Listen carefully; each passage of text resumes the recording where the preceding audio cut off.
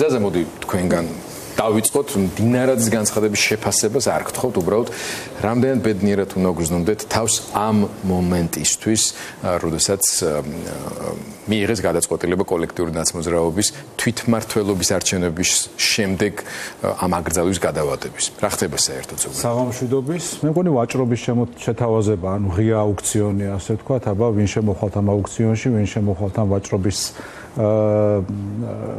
მოედანზე გახარიამაც გააკეთა დღეს ერთგვარი მინიშნება რომ ბევრი ამაზე ფიქრობს შეიძლება ეს იმას ნიშნავს რომ ბევრს ამაზე ესაუბრებიან ივანიშვილისთვის და რუსებისთვის დამახასიათებელი მეთოდებით იქნება ეს ფული იქნება ეს კომპრომატები იქნება ეს სხვადასხვა ზემოქმედების გზები ამას არათუ ვერ გამოვრიცხავთ არამედ პირიქით უნდა დავუშვათ რომ ეს ხდება და ძალიან აქტიურად მეტი არაფერი ხო ახლა მეორე მხრივ ცინიზმია ხო ტრადიციულია რასაც სიმონიანი აკეთებს რუსეთში ეს კლოუნი აკეთებს საქართველოში ესე იგი იძახისოთ ან აკრძალავთ, მაგრამ სანამ აკრძალავთ, მოდი ერთხელ კიდე დაგვეხმარეთ რაღაც დემოკრატიული შოუ დავდგათ. ამ კომისიას რა მიზანი უნდა ქონოდა თუ კი კოლექტიური ნაცმოძრაობა ჯერ მაინც არ გზალავდნენ. გარდა იმისა, რომ ეს ყველაფერი ისევ ზედაპირზე აქვს ამ კომისიას, ერთი, ასე ვთქვათ, დროებითი და მიმდინარე მიზანი, ჩვენ ხშირად გვითხოვს რაღაც ტრადიციულად უძველესი მეთოდია ხო მართვისა პური და სანახაობა, პური არ არის და სანახაობას თავაზობენ ხალხს და სანახაობა არის ის ერთადერთი რაც არ მოკლებია ქართულ ხალხს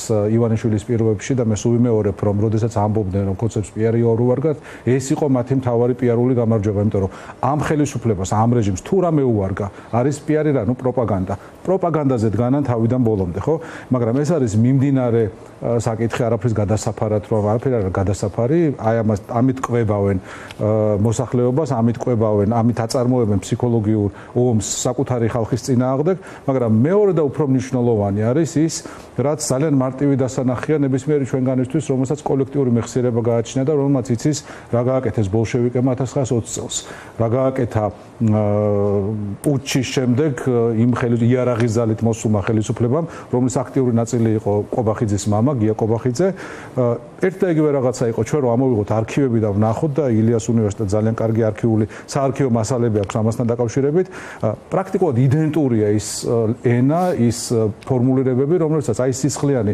ბოლშევიკები იყენებდნენ საქართველოს დემოკრატიული რესპუბლიკის ხელისუფლების წინააღმდეგ შესაბამისად ამოცანა არის საქართველოს ისტორიის გასამართლება საქართველოს წარმატების გასამართლება და ამის ცინიკურად გაკეთება ქართველებისვე ხელით ეს პუტინმა ხო თქვა და მეცაც გეტყვით იგივეს ამბობენ ახლა უკრაინაზე უკრაინის შემთხვევაში ყველასთვის მოულოდნელად ალბათ ხო რომ გავიხსენოთ ზელენსკი როგორ მოდიოდა ყველას ქონდა მოლოდინი რომ ეს იყო კალამოისკის ერთ-ერთი ბუდიში და ხელის ბიჭი მისი წარსული იყო მსახიობი კომედიანტი ასე ვთქვათ და არავინ არ კიდევ უფრო მეტად მნიშვნელოვანია რუსეთთან დალაგების დევიზით მოვიდა ის კი ბატონო ის წინა პრეზიდენტს უპირისპირდებოდა კამპანიაში ზუსტად იმის გამო რომ მან ვერ მოახერხა რუსეთთან დალაგება და ახლა ის დაალაგებდა ზელენსკი კი ბატონო ამ ადამიანმა არა მხოლოდ მოახერხა რომ რუსეთთან არ ლაგდება რუსეთთან უნდა დამოუნდე მარტივად და ეს არის დაალაგება.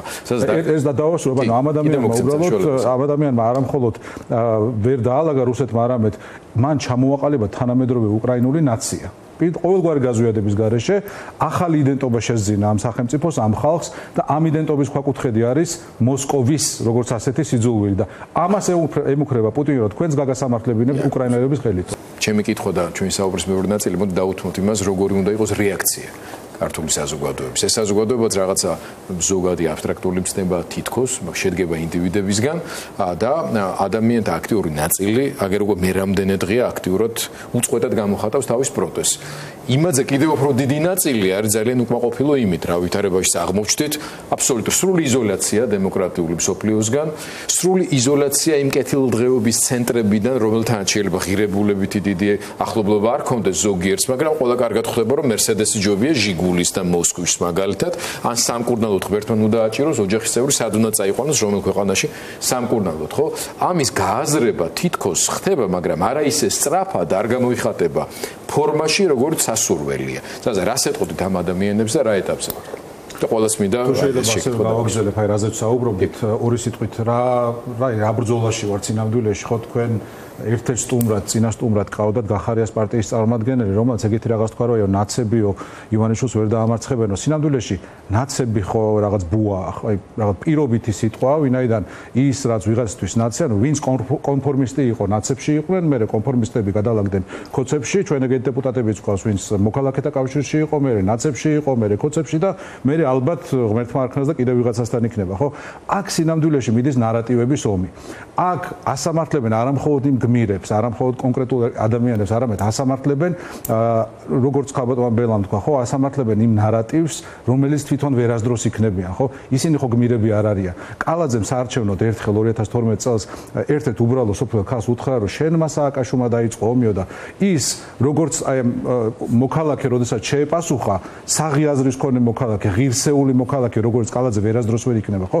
მე კიდევ უარესი რამ თქვა და მე მგონი ყველგან ფეხ დაძდევენ და შლიან ამას YouTube-ზე. ეუბნება, რომ და საერთოდ რა მნიშვნელობა აქვს ომი ვინ დაიწყო? ანუ ეს არის ადამიანი, რომელიც გეუბნება, რომ მტერი რო შემოვა, რო შემოგესევა, სამშობლო არ უნდა დაიცვა, ოჯახი არ უნდა დაიცვა, უნდა წაუწვე ყველაფერი ლანგარზე უნდა შესთავაზო, ხო? ღირსება არ გააჩნიათ ამათ. შესაბამისად, ანწუხელიძეს, როდესაც ასამართლებენ, ეს არის მთლიანად, აი, წარმატებული საქართველო, როგორი საქართველო გვინდა ჩვენ, ხო?